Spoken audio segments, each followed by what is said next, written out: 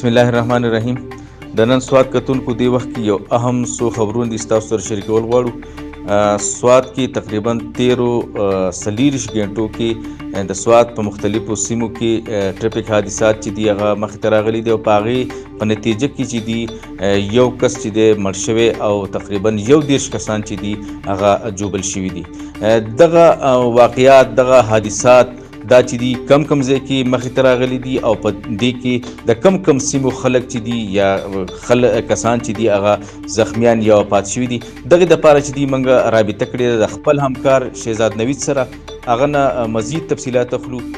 جی شهزاد، د دغې کم واقعات چې شوي دي، کم حادثات ټریفک چې مخې ته راغلي دي، د دغې حوالې سره معلومات شیر کړئ. جی بالکل، په 13 غنټو کې د سوات په مختلف حادثات کې یو کس مړ او یو ډېر زخمیانو، چې په زخمیانو کې زنانان، نارینه او ماشومان هم شامل وو. د ټول لاول کوم خبرو کوم په مالم جبې چې بیګا په نا وخت ټایم کې د ماشومانو د سکول گاډي په یو کند کې گزار شوی او په هغې کې یو ماشوم مړ او یو لس ماشومان زخمیانو، چې زخمیانې د فرست ایډ دپاره اولني ابتدایي طبي امداد دپاره سیدوشریف هسپتال ته منتقل کړي وو او د هسپتال ذرایع مطابق د ماشومانو حالات اوس د خطرې نه بهر دی. د مالم جبې نه پس چې کوم دویمه حادثه نن مخې ته راغلې ده، هغه د خوازه خیلې په علاقه تاروګي کې مخې ته راغلې وه، چې موټر او د سوزکي په منځ کې تصادم شوی و او په هغې کې 15 کسان زخمیان شوي وو.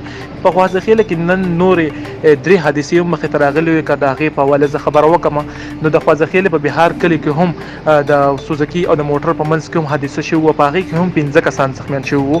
داسې د خوازه خیلې یو بله علاقه د ګاشکوړ، چې په هغې کې د موټرسایکل او د موټر په منځ کې حادثه شوي وه. په هغې کې کوم موټرسایکل سوار چې کوم ډرایور چې و، هغه هم ډېر زخمي شوی و. هغې هم د ابتدایي امداد دپاره مټې هسپتال ته منتقل کړی شوی و او د هسپتال ذرایع مطابق چې د هغه حالات اوس د خطرې نه بهر دي.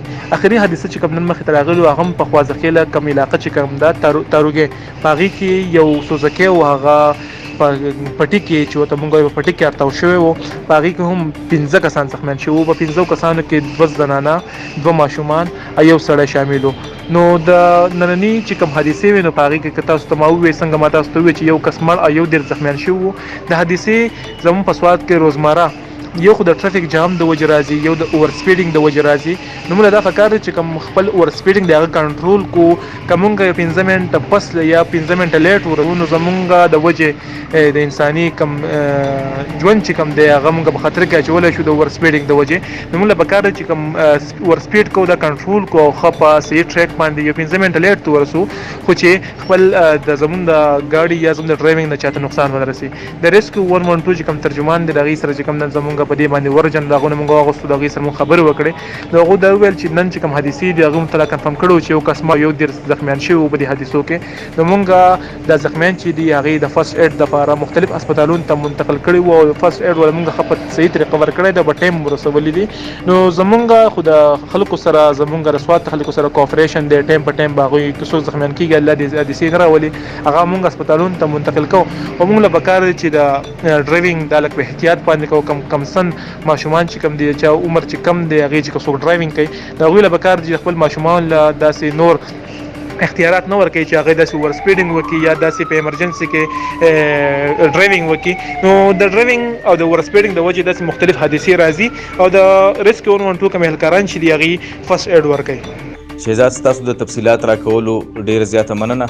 کتونکو سوات کې تاسو ګورئ چېرې دلته کې مختلف ټریفک حادثې او خصوصا موټر سایکل او دغه حادثې چې دا ډېرې زیاتې شوي دي، د هغې د وجې نه که موږ ګورو هر ورځ چې کله هم د موږ ته کوم اطلاعات راځي، کوم خبرونه چې راځي، په هغې کې که مړي پکې نه وي، خو کم از کم جوبل کسان پکې ډېر زیات دي. او هغه جوبل خصوصا چې په موټر سایکل باندې کله حادثه مخې ته راشي، د هغې د وجې نه هغه ژوند چې هغه ډېر زیات لنډ شي، تنګ شي، ځکه چې د چا لاس ماتي، چا خپه ماتي، د چا نور داسې سر کې هغه انجري راشي یا دومره زخم راشي چې د هغې د وجې نه هغه ته ژوند کول چې دي هغه ډېر زیات ګران شي. نو زما د خپلو خلکو ته د دې خپل د نن سوات د دې پلیټفارم نه زه دوی ته دغه کوم چې دوی کم از کم د خپل ډرایوینګ چې دی، که هغه په موټر سایکل خصوصا او د هغې سره سره نور کم ګاډي چې دي، هغوی چې کم دغه په دې باندې کم ټریول کوي، کم تلل راتل چې کوي، نو دا ګاډي چې دي دا صرف زموږ د ضرورت دپاره دي. په دې باندې بې ځایه منډې وهل، په دې باندې بې ځایه ریس ریس کول یا په دې باندې بې ځایه تیز تلل چې دي دا زموږ دپاره چې دي په ځای د دې چې موږ هغه ځي ته په خیر خیریت سره ورسو. د هغې د وجې نه دا چې دي موږ بیا چې کله په تیزۍ سره ځو، کله چې موږ ریس کوو، کله چې مقابلې کوو، نو زموږ ته چې دي ځاني او زیاني نقصان چې دی هغه رارسي. نو د دغې نه د ډډې کولو دپاره زما د خلکو ته خواست دی چې یاره د خپل ژوند سره مینه وکړئ، خپل ژوند سره چې دي هغه ډېر قیمتي دی، د هغې ډېر زیات چې دی حفاظت وکړئ او د هغې د دغه لپاره چې دي تاسو د خپل سفر چې دی هغه چې څومره هم ستاسو نه کیدی شي هغه تاسو محفوظ وګرځوئ. تر اوسه پورې دا کم اطلاعات یا خبرونه چې هغه راغلي وو هغه یې ستاسو سره شیر کړل.